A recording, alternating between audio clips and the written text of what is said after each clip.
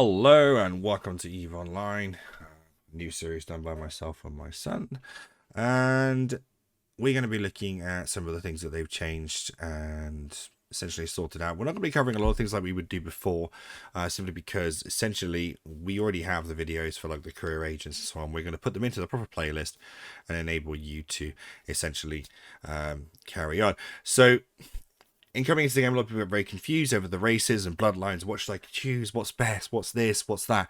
Essentially, it doesn't matter. It doesn't matter whether you choose Minmatar, Caldari, Gallente, or Amarr, because you can cross-train. And cross-train means that if you pick a Minmatar character, you can train Caldari, Gallente, and Amarr skills, and vice versa, and versa, vice, and vice, and vice, and vice. So, there are, I would say, perks to each race. Minmatar and Gallente, in my opinion, are more skilled towards PvP, especially with the faction warfare side of things being quite prevalent. And I think that, Minmatar and Gallente are pretty much the go-to for that. For PvE, it's Caldari or it's Amarr. There is really no sort of compare with the two. Caldari is the king of PvE. So we're going to go ahead and click the Caldari. Essentially, when you come to this screen, there's a few ships here that you'll be able to see. You can have a quick look at and sort of try and memorize the name of them and so on, and go from there. And then you can have a look. And you can do the same with all of them. So you can have a little look through, etc.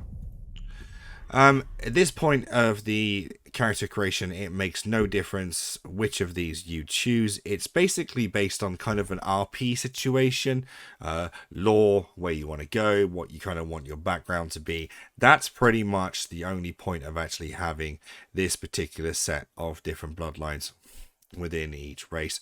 And again, it is the same for the Amarr and the Gallente and the Minmatar. So obviously Caldari as well.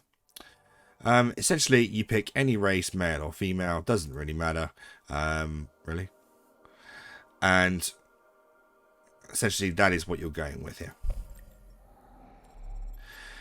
The next selection system here essentially has a ability to change your character's appearance, everything from shape, complexion, eyes, hair and headwear, makeup and clothes, and body modifications. If you're not really all that bothered about what it looks like, you can just click over here on the left and you can click randomize appearance, and you can keep going through this for probably about 1,000 or more permutations of this, to the point where you decide, where you want to be and what you want it to look like. And of course, if it doesn't matter to you, then obviously it doesn't really matter. So it's kind of up to you on how you want it to look and so on.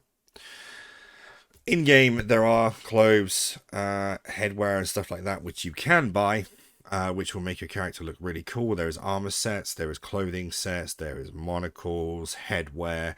Some of them you can even get for free by doing certain tasks in game. So you can actually end up with a pretty decent wardrobe.